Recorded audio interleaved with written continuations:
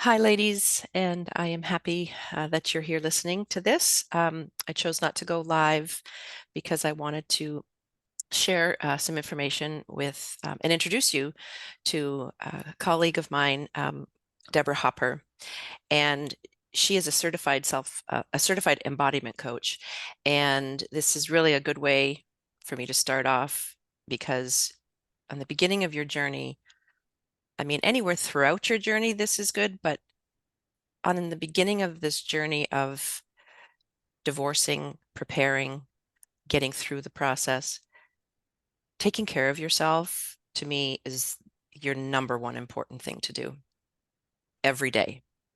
Everything else will come, but you have to take care of yourself every day. So, on that note, Deborah, I want to introduce you. Hi, Deborah, and welcome. And thanks so much for talking with me today. Oh, thanks for having me. Thank you. I love what you do. I think any of the ladies listening here, please make sure you take it all in, ladies, because I know taking care of ourselves isn't always number one on our list, right, Deborah? We have both been through divorce. We have both experienced the trauma, the agony, the defeat. But the good news is um, we not only survived it, and you will too, but we're both thriving in a Mm. new life, in a new happiness. And so, Deborah, I really do just want to, stop talking and let you tell everyone what you do and what an embodiment coach does and what it's good, what you're helping with them with. Yeah. Okay, great. So I remember, I think it's 18 years now, since I was going through my divorce, and um I was not embodied. I was not in my body the whole time. I feel um like I was some kind of zombie going through life. And that's what I was doing to help take care of myself a little bit, Yeah. or to help manage the stress and everything that was happening. Yeah. Um, and that can become a habit Mhm. if we lean on it too much. I mean, there's especially, and you hear it with trauma as well, that um we'll block out things, and we'll kind of, the stress that comes with divorce, will kind of put it in a box and set it over here. But we'll like take us and move ourselves out of our experience a little Mhm. bit. Yeah. So when I think back to that time, um yes, I was separating myself from the stress, but I was also separating myself from a lot of the good things that were happening to, or like that. Hmm. You know, there are memories from my daughter's childhood Of that, course. yeah. So, Yeah. um, and as far as self care, we people talk in terms of getting a massage, Yeah. um, bubble Yeah. bath, everything Mhm. like that. And those are wonderful because of the body aspect of Mhm. them. They get you back in your body. And, um, you know, what- it's not like we're, our heads floating above us or anything like that. Mhm. There's Right. but it's another way to numb sometimes. Like a Band-Aid. Yeah, yeah, Yeah. Yeah. yeah, Like a Band-Aid. Yeah. Yeah. yeah, The word self-care is tends to be overused. And misunderstood. And yeah, just yeah. taking care of yourself. There are many levels, many doors to open, many things to address, and that's why what you do is really important. Thanks. Yeah. And it's a highly personal thing. Oh, What absolutely. works for one person may not work for another. Absolutely. Um, but as far as my background is concerned, I'll just share. This is, I don't know if you can see that or not. Yep, I got it. This is my background.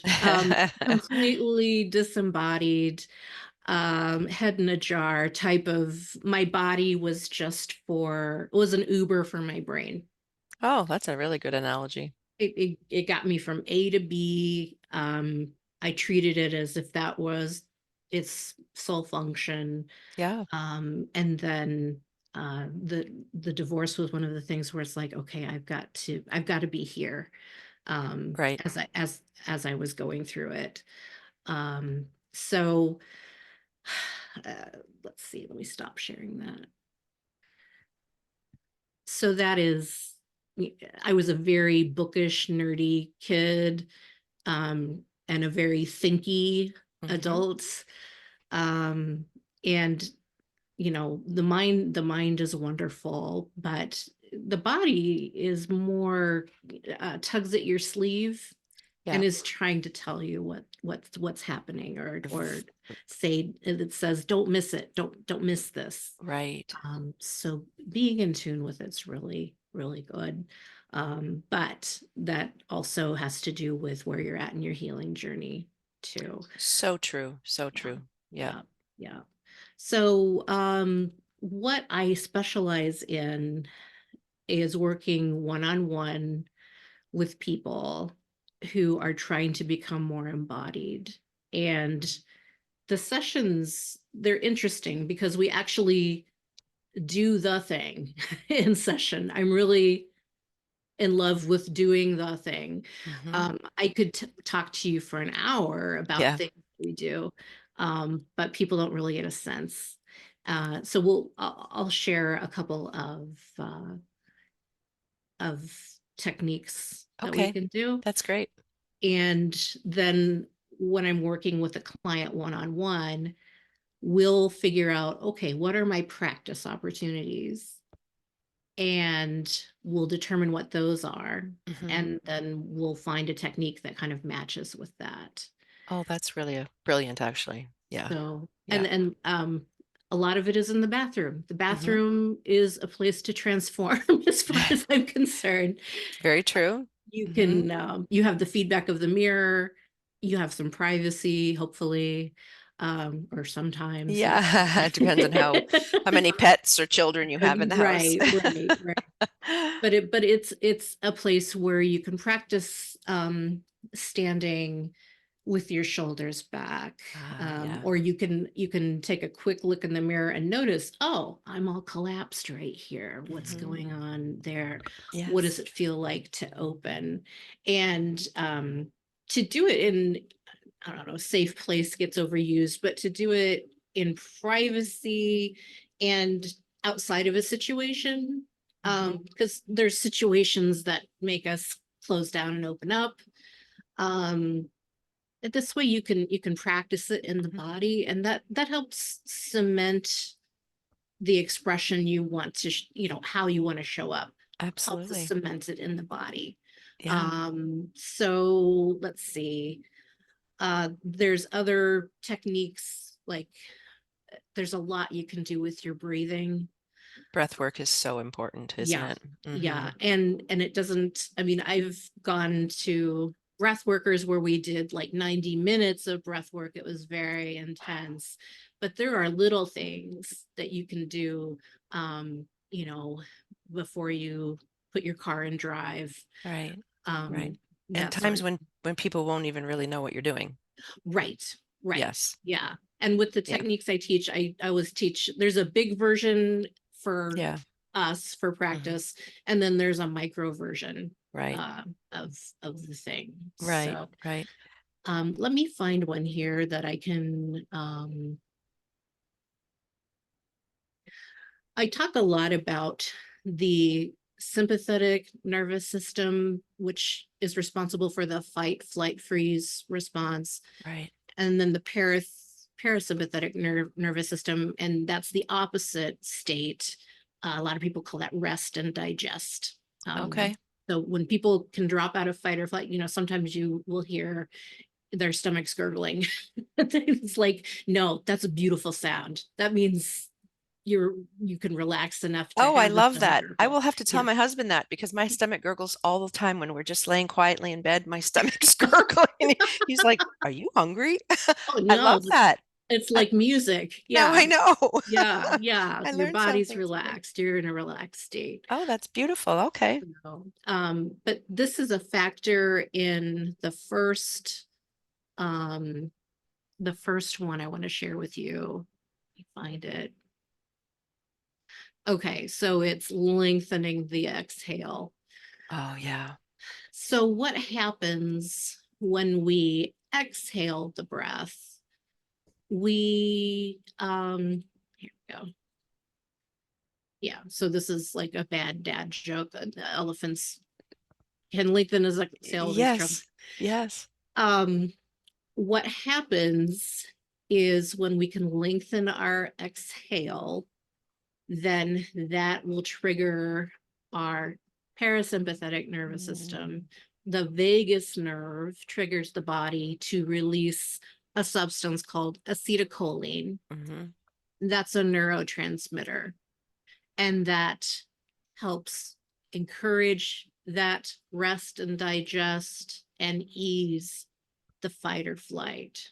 mm, So what I love about this is this is just your body functioning. hmm This is not you having to think of your affirmation. Affirmations are wonderful, hmm but I don't know if you've had this phenomenon where you something really gets you activated hmm and then you try to think your way out of it or Yes. calm yourself down with thought, and it's Yeah. what's happening, even though that can help, we still have this chemical thing happening. Um and with the release of cortisol, adrenaline, the thing that happens in fight or flight, the Right. body's getting ready Right. to act. hmm And to have something we can do with our body that is encouraging the opposite mm is it's a good one to have in your pocket. Absolutely. Yeah. Absolutely. It reminds me of when I'm not sure at what point we were at, whether it was the denial stage or separation, but I used to always just sigh a lot, take these deep breaths, and I always, so I was doing something good for my body and I didn't even realize Right, it. right, right. I didn't even And realize, and yeah. it was just a natural reflex for me. It was just I just need to, and every once in a while, I just need to take a big, deep breath in and Yeah. just let it out slowly. And it's not even like I'm thinking about it. Mhm. It just happens for me. So, Yeah. um, yeah, that is, I mean, and when you really think about it, it all makes sense. It just Mm. all connects. Like, you talk about the vagus nerve and that fight or flight, and your body is getting ready to help you through it. It's just, I guess like our intuition, you just have to pause and listen. And sometimes my intuition scares me, but yeah, Yeah. yeah, Yeah. this is really I mean the whole idea of it fascinates me. Right, right. Well, Yeah. and like you were doing it unconsciously, we'll hmm see our children do it. We Yes. have a big Yes. sigh. And sometimes we get conditioned, you know, by how people respond to that. Like sometimes you'll have a big sigh, hmm and then someone in the room will think you're trying to make a point. Right. Right. Right. And so I've just gotten to the point with people, or someone will say, "What's wrong?" Right. It's like nothing's wrong. Nothing's wrong. I'm I self-regulating. Right. That's what's happening. Yeah. So Yeah. I'm not trying to make a comment on, what you're Right. doing I'm here. not Yeah. unhappy with you or something you're doing or whatever's going on Yeah. in the room. I Yeah. just needed to have an extra breath, and that's Right. okay. Right. So That's would you okay. like to try one? I would, Okay. absolutely. Okay. Yes. Great. So we'll try this lengthening the exhale. Okay. And my next slide has like a countdown on it. Okay. Go for that. But just as a preview. And also, if you have issues with your breath, you might want to talk to, a health practitioner about that, or even just witness what we're doing and see if it's very gentle. But if you watch it once through and then want to rewind and join in, That's great. I just want to Right. make sure people know what they're getting into. Yeah. So I'm gonna tap out a beat on my shoulder here so you can kind of see that. And Do you I need can to do do it that. with you? No, you No? don't. Okay. But so you know how I'm Okay. counting. Gotcha. But if you want, if this is comfortable, this could be really reassuring, or maybe just a pat on the back. True. True. Um, but we're going to inhale in through the nose Mm-hmm. to the count of 4, Mm-hmm. and then we're going to exhale out the mouth to a count of Have 6. 6. So, one way to remember it is like smell the roses, blow out the candle. Yeah. Okay. So I'll move to the next slide.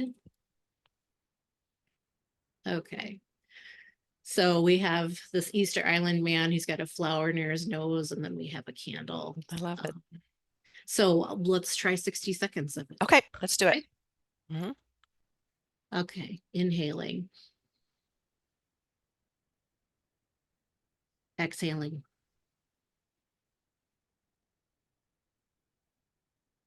inhaling, exhaling,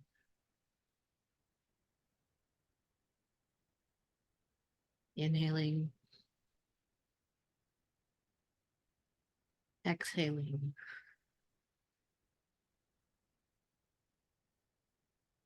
inhaling, exhaling,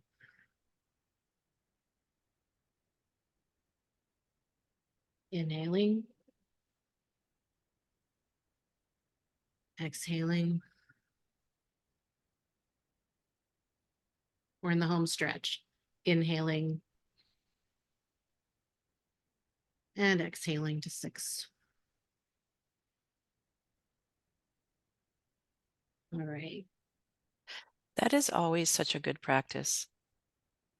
Yeah, it can be really helpful. And you can do this in the airport. Oh, It's a absolutely. subtle one. I mean, I don't do this when I'm just out Yeah. doing that. Yeah. But I mean, you counting in your head. I have sat in the hairdresser's chair, when you got the color on your head and you're trying to just kind of, and just truly concentrating on your breathing and Mhm, calming down for sure.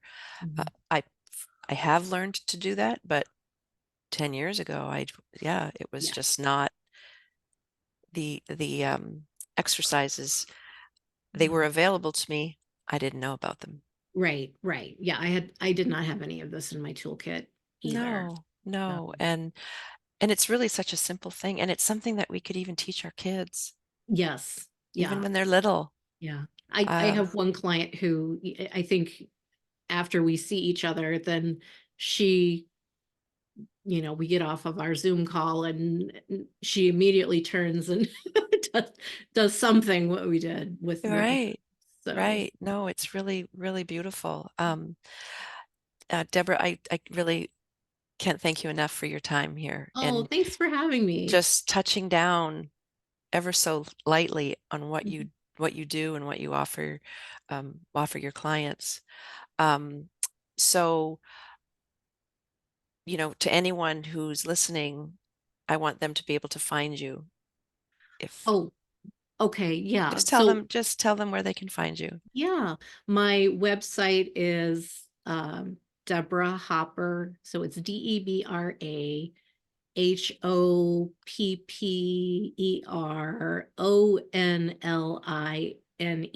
I Uh, hope I spelled that right, but it's yeah, yeah. DeborahHopperonline.com. Okay. And I'm going to share it when I post this. I will also share the link when I post it in the group. okay, okay, great. Because again, it just,